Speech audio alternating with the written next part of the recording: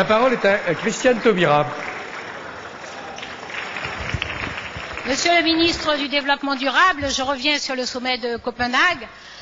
où l'Union européenne affichait effectivement l'ambition d'aboutir à un accord politique majeur, juridiquement contraignant, et tirant profit des acquis et des expériences du protocole de Kyoto. Jusqu'à l'an dernier et à la conférence de Poznan, l'Union européenne a cru que la ligne de clivage passerait entre l'Est, encore fort dépendant pour certains pays d'énergie fossile, et l'Ouest qui a entrepris sa première diversification énergétique, la deuxième à venir concernant les énergies renouvelables. Avec l'aggravation de la crise financière et surtout le mode de gestion assez peu démocratique de cette crise,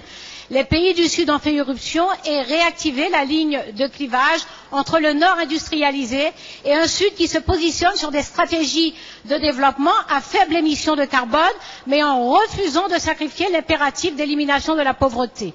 Parmi les pays émergents, le Brésil a pris l'initiative d'inviter les 8 pays amazoniens à une rencontre le 26 novembre à Manaus pour une position commune à Copenhague. Le 9e territoire concerné est la Guyane avec ses 8 millions d'hectares de forêts primaires. C'est l'occasion de rappeler que la France détient son propre sud, les Outre-mer, avec 80% de hotspots, c'est-à-dire des lieux à fort enjeu écologique, et 97% de son espace maritime,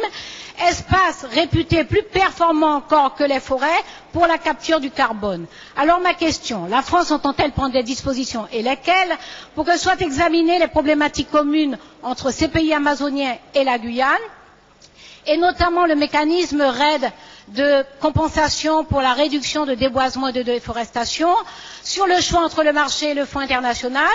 sur le programme LULUCF d'utilisation et de reconversion des terres, sur le stockage du carbone par l'artisanat du bois, sur la séquestration du carbone par les forêts et par les océans, et notamment la prise en compte de cette séquestration dans le bilan carbone. Madame. Enfin, quel calendrier pour la ratification de l'accord franco-brésilien